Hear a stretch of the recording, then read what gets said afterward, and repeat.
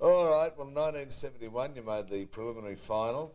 St Kilda defeated you 16-12, 108 to Richmond 12-6, 78. That was the year Ray Dunn died. Yes.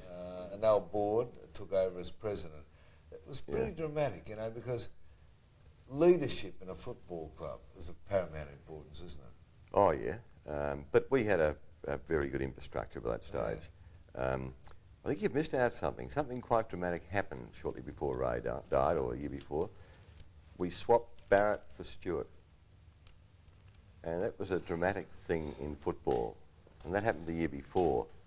And I can remember when this actually occurred. I think it was the annual meeting in 1969. It'd been publicised by you fellas in the media. And at the Richmond Town Hall, the annual meeting, the crowd booed Ray Dunn off the stage for clearing Billy Barrett for Stewart. And of course, the rest history. The following year, he won the Brownlow Medal. Unfortunately, Ray died about that time. I think he might have died... In 71 he died, I think he died on the Sunday, and Stewie won the Brownlow Medal on the Monday. Monday, Could I ask you this, and you're a truthful man? That's set up with Ian Stewart and Billy Barrett. Bill Barrett, star centre man here, going to St Kilda. Legend of the club, you know. Yeah, and Ian Stewart coming to Richmond. Wasn't that set up about 12 months beforehand by a very snide operator called Alan Swab? It was certainly set up prior to you fellas knowing all about it. I don't think a year before, that might be an exaggeration. Certainly some months before, we heard that Stewie wasn't happy at St Kilda, and that St Kilda weren't that happy with him. I think Jeansy and he had some sort of an altercation, which you know, there's no man I admire more in football than Alan Jeans. But I think you're wrong to say a year before. I think it's some months before it was well set up. It's just that Ian Stewart told me that, and he and well, I can't. He was assistant secretary at St Kilda, remember? Oh, that's before '69, though. We're talking a couple of years later. Well, no question. It was set up, I think, some months before. Not a year sounds a bit. Well, okay, I'll put it another way. Would it be true to say St Kilda thought they were darting you, and in effect you were darting them? We thought that, yeah. Of course you did. Yeah. That's the point I was trying to make. Oh, sure. But that year, Brian Roberts arrived here. Right, a magnificent Who recruited him? Graham and Swabby. Graham, I think that Michael Green was thinking of retiring. I think he might have retired for a year. And various big men in the club, and the magnificent Whale had played state football for South Australia and state football for West Australia, and you know, he'll tell you himself what a great player he was, and what a great character, the Whale. He was great around the club, really was, yeah. You really need characters in the club. Oh yeah, oh yeah. I think one of the things that probably football lacks today is not just necessarily here at Richmond, but everywhere, are colourful fellas. I mean, there's Dermot Berriton, who's certainly very colourful, but you've got to scratch your head a bit to find too many other colourful. Abbott's obviously a colourful player, but don't think that they're in the abundance they were in those days. But I suppose the people in those days thought that they had more colourful players in the 30s. No, I can assure you they were more colourful in those days, I know. In 1972, you were raging hot favourites for the premiership, but Carlton knocked you off in a memorable game. They scored 28-9, 177 to Richmond's 22-18, 150. You really were certain he's beaten in that year, weren't you? We thought so. Yeah. It's something that still sticks with most of us, 72. We played Carlton, I think it's fair to say, wasn't it the 5th time we played them that season? Played them twice in the home and home. Played them in the second semi, which was a draw. Played them again. It's the 5th time we played them that year. Well, we were sort of, I mean, Nichols and Walls played magnificent games of football, if you remember, and I don't like remembering that, Mike, too much. Okay, I don't really... Well, you became vice president of Richmond in that year. You became a delegate or director, whatever you were called in those days, of the Victorian Football League. And that was the start of your battles with people like Sir Maurice Nathan, who was then president, Eric McCutcheon, who was then the chief executive. What was your antipathy towards authority, if I may put it that way? Well, I think that's a bit unkind. My Oh, it's not meant to be unkind, but you did fight with them, didn't you? Oh, yeah. Look, we had a view here that that Eric McCutcheon and Morris Nathan and the administration were running football and the clubs didn't have much of a say. And that was evident in many things. I mean, all the football record money was, they were sort of obsessed by having VFL Park finished early and that sort of thing. And this caused the clubs great financial stress of all this money being siphoned out of the league and sent out to VFL Park. And we certainly had a thing about that. There's no question, for good or bad, and I'm not prepared to go. Eric McCutcheon and Morris Nathan were very autocratic people. You know, they wanted something to happen. They got very upset if it didn't happen their way. And they virtually had a coterie of people who I'm not prepared to name, that whenever Eric or Morris wanted something done, they put their bloody hands up, and we didn't like that too much. And we developed a bit of a coterie of people that sort of felt that maybe we were right in sort of saying that more money should go to the clubs rather than to the league itself. And obviously this hackled Eric and Morris, and we had a couple of near World War IIIs in there. Yeah, but you couldn't get on with other league presidents. Is it true that you grabbed a president of another club, namely Footscray? I'll name the fella. That's many years later. Capes. Many years later. You grabbed him by the head one night, didn't you? That's many, many years later, Doesn't Michael. matter. Yeah. It was your I think something happened almost to that. violent nature. Violent, look at me. Did you call me violent? Yes. Yeah, that was many, many years later that we had some sort of an altercation. It was indicative of your attitude, or Richmond's attitude towards the league. It was, you had this, and you built it up. Now, don't tell me it wasn't a ploy. It's Richmond against the world. And you won premierships on that theme, didn't you? I think there's about three things you can say about that. Firstly, we really felt that the people that brought money into the VFL were the 12 league clubs. They put the bums on the seats. They produced the people that the crowd wanted to see. Who wanted to see Eric McCutcheon kicking a drop kick on the MCG or Morris Nathan running around the wing? Nobody. And we felt that the clubs were putting on the performance and the league were using the money wrongly and siphoning off, and the clubs were out having chook raffles and God knows what to raise a few bob to play the players. Who were the real performers? And that was the thing we really were against. Certainly a couple of our attacks on the league may well have been planned in March to build up ticket sales for the Richmond Football Club.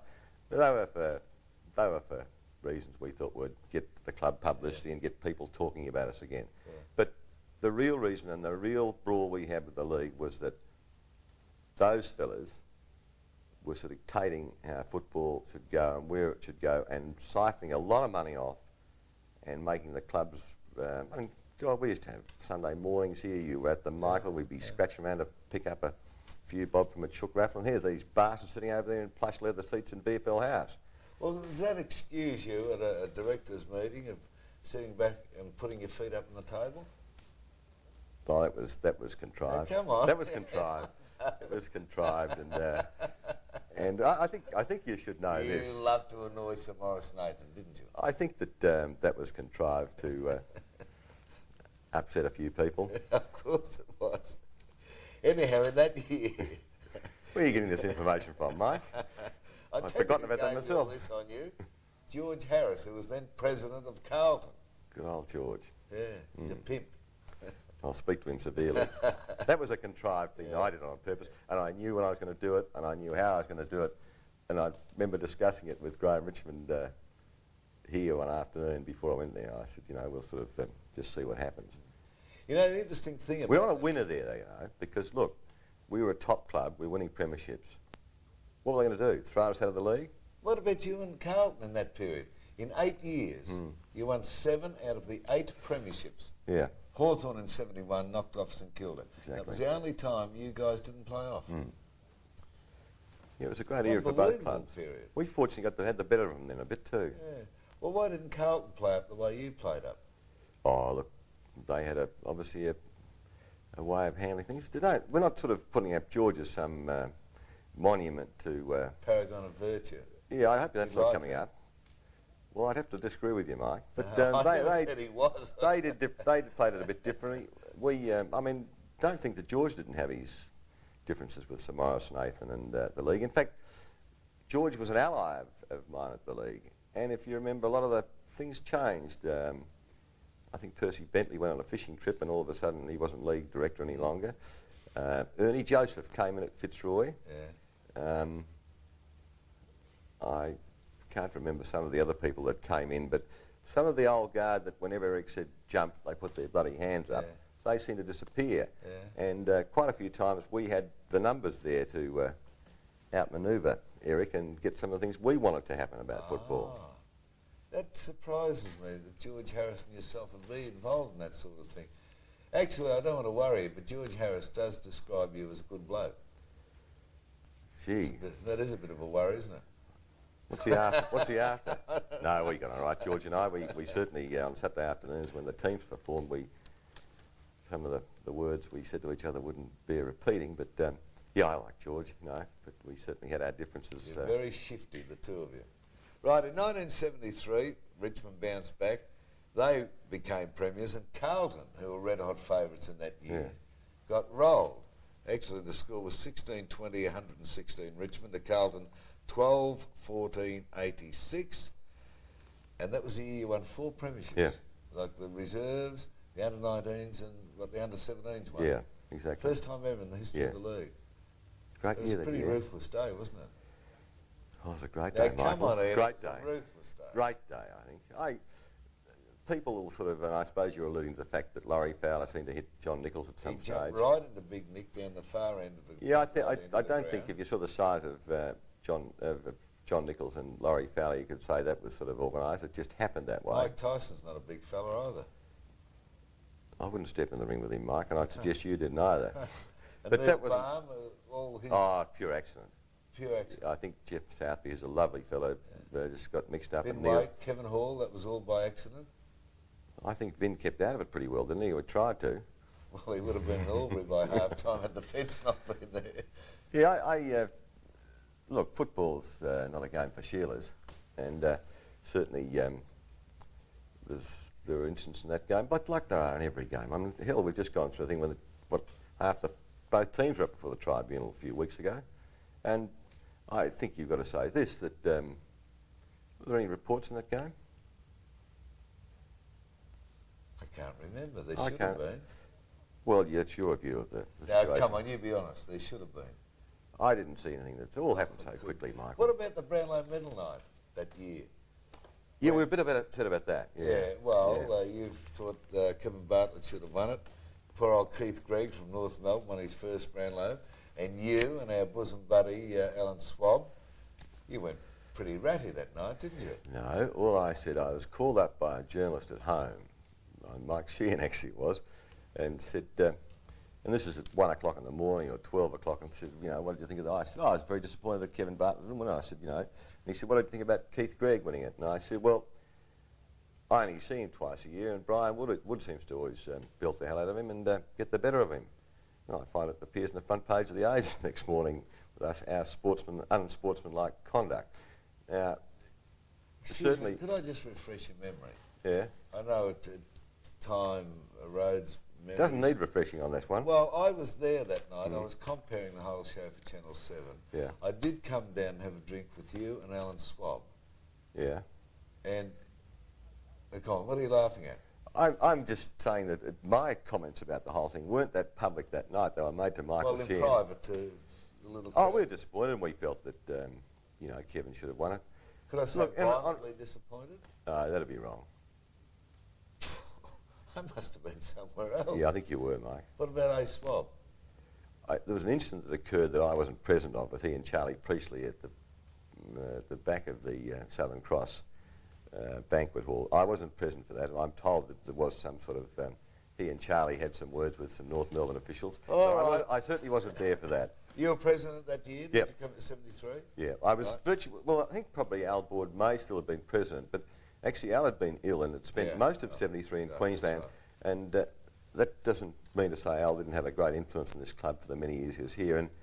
But he basically let Graham and I and Swabby run the place. That's but right. he spent most of the season in Queensland. Well, 74, premiers again. Richmond, 18-20, 128, defeated North Melbourne, 13-9, 87.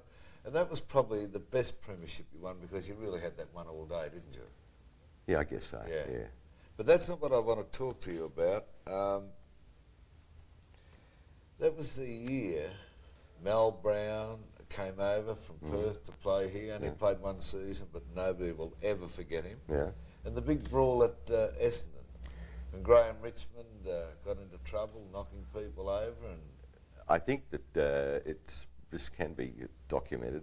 I actually was on a business trip in Europe when that particular incident occurred on the Saturday, so I wasn't there. I did ring up the Vaucluse Hotel because I'd rung my office to see how things were going. I said, how'd the Tigers go? And they said, oh, they beat Essendon pretty well on Saturday. And I said, oh, that's good. And the bloke said, oh, there's a few more problems. Your mate Graham Richmond seems to be in some problem. And I rang up Graham, and Graham said, we've got a few problems. He said, wouldn't hurt if you were back soon. So I was actually in Spain, and I remember leaping on an aeroplane in Madrid and getting back here within 24 hours, and certainly it was a horrendous time for us all. I mean, horrendous from the club's point of view, horrendous because, you know, Graham Richmond, my best friend, was being accused of all sorts of things, and, you know, the publicity that surrounded that, whilst I wasn't here on the day it happened, I was here a couple of days later, and I mean, it was a particularly sort of... ugly. Yeah, I've got my own views about this, and I know that the league voted 11-1 to have Graham Richmond fined $2,000 and barred from going to football, which we refused to pay, and Graham used to come to the football and sit next to me every Saturday, and what we're going to do about it anyway. He actually had some very good friends, Graham Richmond, because he said to Alan Swab, who was secretary at the time, what should I do? Should I face the tribunal or the league directors? Swabby said face the league directors. You defended Graham Richmond.